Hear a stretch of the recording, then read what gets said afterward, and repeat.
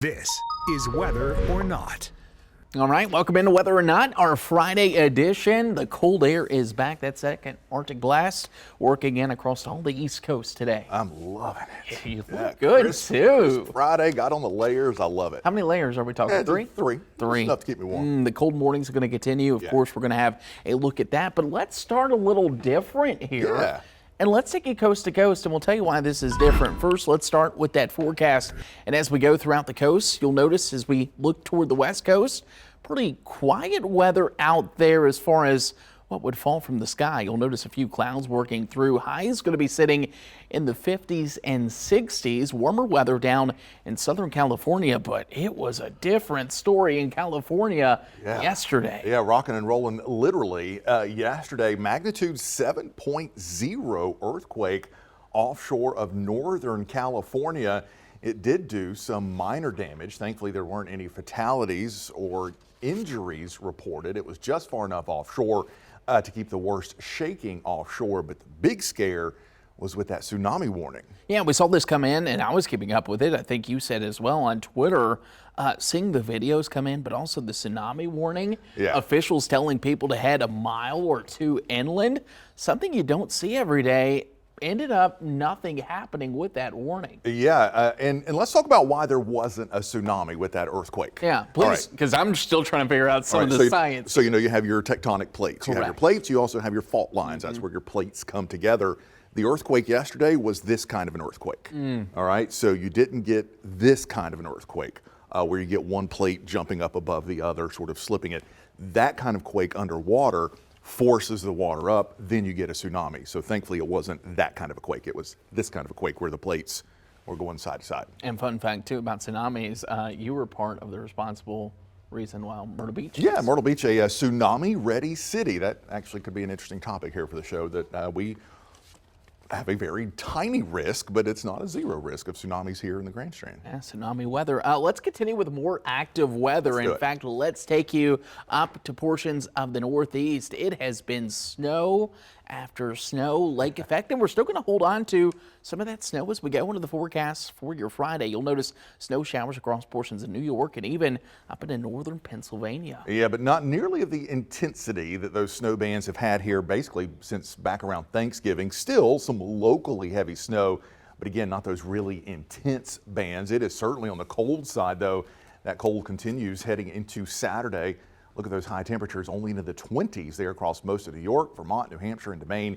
Even the megalopolis just barely above that freezing mark with 32 in Boston, 34 there in Central Park. Let's talk about that snow, though. Yeah, you see 31 there in Erie. Let's take you to Erie, where it was white out conditions. Gusty winds made for just a brutal day, especially for anyone that was trying to get out on the roads. Listen, they know how to handle snow.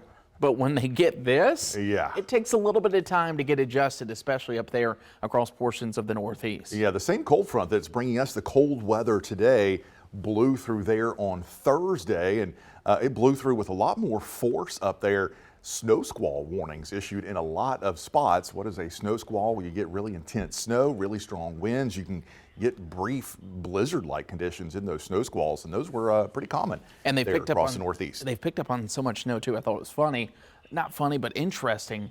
They were worried about so much snow accumulating over the past week. Yeah. Rooftops and buildings actually having the potential maybe not to hold all that snow because they haven't been above freezing.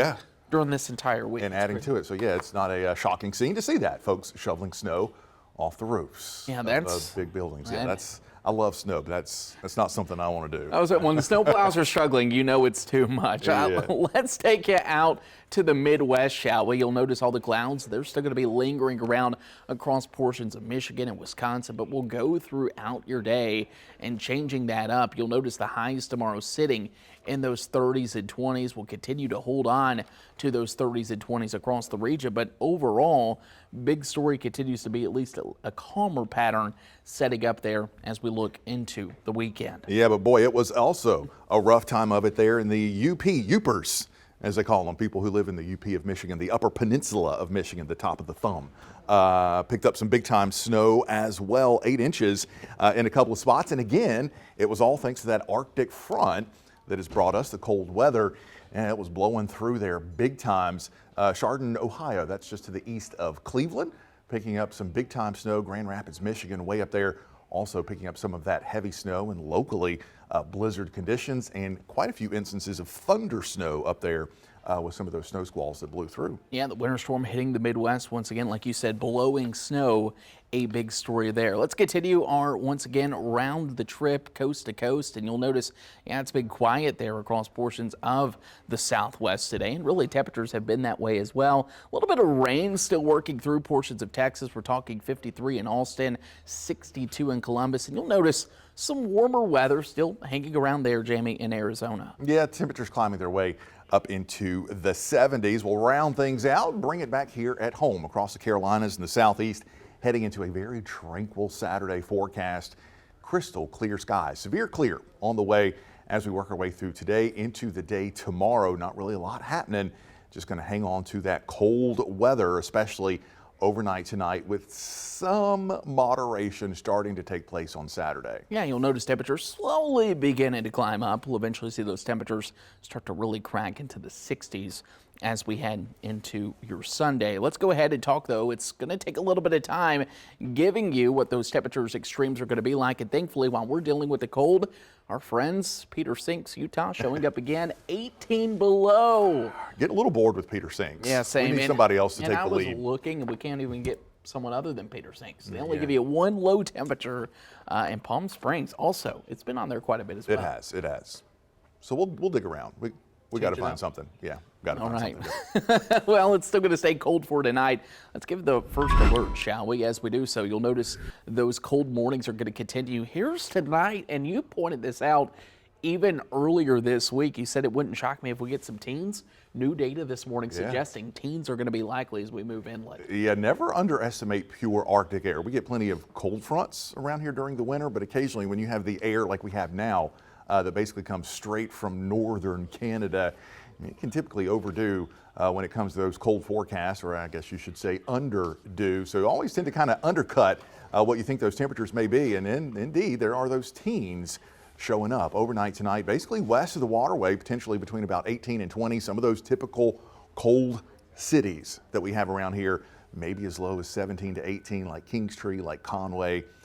Those are low spots. Cold air kind of drains into those holes, and you can really get those temperatures to drop. And thankfully, as we head into the overnight, we'll look at those winds that slowly die down. Still going to have a wind around 5 miles per hour tonight. But then Saturday night, still cold, but compared to where we've been, we'll take this. 20s inland, and you'll notice those 30s as you go into Myrtle Beach, 34 in Myrtle Beach, 35 in Pawleys. But this is about the time where we'll start to see the warmth work into our area. Yeah, those temperatures coming up Saturday night, that's kind of more of a normal cold around here during the winter time. Yeah, nothing too out of the ordinary. Let's talk about this weekend, though. Cold nights for sure, but getting a little better during the days. Boy, what a busy weekend it is going to be. Let's take you into Saturday. We've got the Broadway Christmas Parade, 11 a.m. WMBF News crew going to be out there for that. Bring the jackets. It's still going to be chilly then. Yeah, it's certainly going to be chilly, and it's going to kind of stay that way all the way through the day. Even if you're heading out to something like the Conway Rivertown Regatta, 5 o'clock there, temperatures going to be sitting into the 50s, dipping back down into the 40s. But if you're looking for an indoor event, why not go to Conway to see one of our own? You're starring as Mother Ginger. How many years have you been doing this? This is like, I think, year 4, maybe year 5 that I've taken on the role as Mother Ginger. It is a great time. Carolina Youth Ballet puts on the Nutcracker every single year. And let me tell you, they put on a absolutely spectacular show, and I have about a 2-minute debut. And it takes me 3 hours to get ready for it. But I love it. It's a good time. There's a little fun fact Friday for you. Let's continue this as we go into your Sunday. We talked about how the warmth would be showing up. Yeah, how about 60s? Data continues to show we're sitting in the low to mid 60s. And once again, plenty of things happening on Sunday to get you in the Christmas spirit. No doubt about it. Heading down to the Murrells Inlet Christmas Parade. That's always a fun one. 3 o'clock. By that point, temperatures again up into the low 60s. Nights of 1,000 Candles. If Sunday night is your ticket night, that's going to be a little bit better. Of course, we got the Marsh Walk, Wonderland of Lights, a great Christmas light show It is Christmas, Christmas, Christmas from here on out. And you know what? I am okay with it. Same. We're quickly approaching that as we head into your forecast. A couple of you have been asking, we've had plenty of cold fronts, but we've also had dry air with that. That's going to change as we head into next week. We'll warm up, that dirty warm up coming in, but then this is where the rain chance looking a little bit more confident, like we talked about Tuesday and Wednesday. Yeah, kind of focusing now on Wednesday, I think, is Yeah. the main chance. And I put this out on social media yesterday. We're just going to have to watch it. Yeah. Not a lot of data says big severe weather or anything like that, but looks like another strong cold front, similar to the ones that we've seen this week. But this time, there's going to be some moisture to work with. So we may go from the 70s back down into the 40s. Typical clash of the air masses, may have to watch for a thunderstorm chance. Yeah, a thunderstorm chance and maybe some gusty ones, obviously, Gusty with that winds, cold yeah. front. Speaking of cold front, it's going to pack a punch. Yeah. Let's show the temperatures here. You've been asking for warmer weather. Keep in mind the clouds are going to be around 60s on Monday, 70s Tuesday and Wednesday.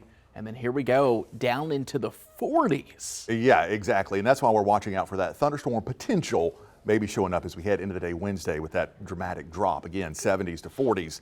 That can certainly fire off some action. Let's take you into the best of the best. Oh, I love this segment. Friday happy hour. It is time for our Friday happy hour. And let's start with something a little Look at that. fun here, If right? only it was that easy. I know, just accumulating.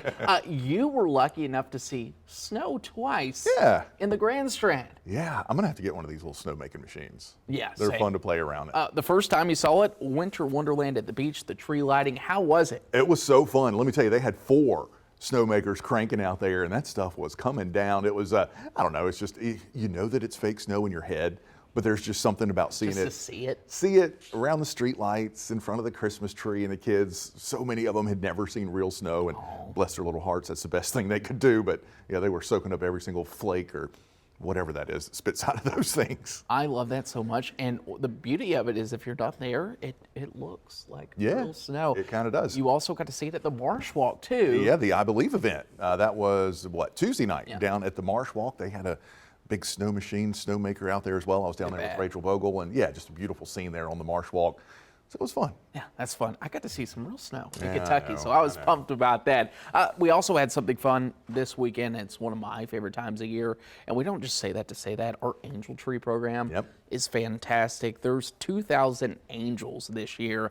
Yeah, I took it for a spin. I was Of Santa's course you helper. We raised 5.5. How do you say that? 5,500. More than 5,000? I don't know the official broadcast terms. But here's the best part.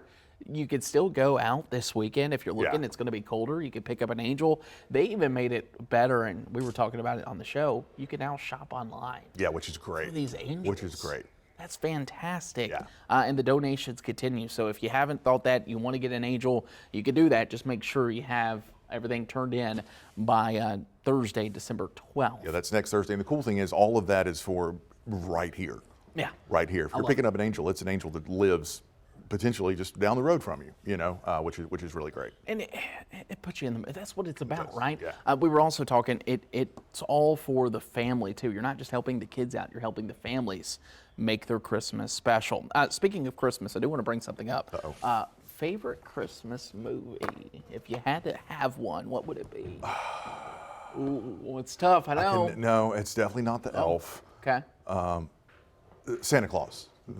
What is it, Jenna? The Santa Claus. Jenna and Jamie like the with same one. Kurt. No. No, not Tim Allen. Not that one. No, Kurt Russell. The one with Kurt Russell. Okay, you like the Kurt Russell Santa Claus. Christmas Chronicles. That's the one. It. I was like, Thank you, Jenna. Santa Yes, Claus. Christmas. Love that movie. Kurt Russell, beyond a good. shadow of a doubt, argue with me, the best Santa ever. Okay, I'm a big fan of The Grinch, or also Elf, obviously. Despise Elf. I get it. I get it. It's too much. Here's- It's too much. Anything Will Ferrell's too much. Don't get me on a Will Ferrell. Well, let's go. Anchorman it is. Let's go ahead and talk about one of Darion's favorite, though, and you can actually live this out. This is in Baltimore, Maryland. The Polar Express. They're doing this whole thing Love that. where you bring the family out. You're going to go in and kind of see everything. And they've even went above and beyond to make some of these buildings look like what's in the movie. They're going to do the hot chocolate dance. They're going to do everything like they did back, what was that, almost 20 years ago now? Another one of my favorite movies. Yeah, it's so good. It's just it does very, creep me out a little, though. It's kind of creepy, but eyes in and the like in a mouth. fun, Yeah. sweet kind of way. It's good. They actually do one of these in Kentucky. It's a dinner train. Cocktails, dinner, and then it's nice. also for the kids. They get Yeah. the reading of the book. So let us know your Christmas movie, your favorite one. We'd love to that. hear it. Yeah. If you're watching this early tonight, we're going to be out at Grand Strand Brewing. If you missed it, well, you go on YouTube. Yeah. Or Are You Serious Miss? A lot of fun planned for this evening. Can't wait for that. Is that it? Yeah, I think so. That's the show, huh? Yeah. All right, let's call it a weekend. Drinks on you. Yeah, thanks for tuning into this Friday episode of Whether or Not. We will be back here next week. Have a great weekend, everybody.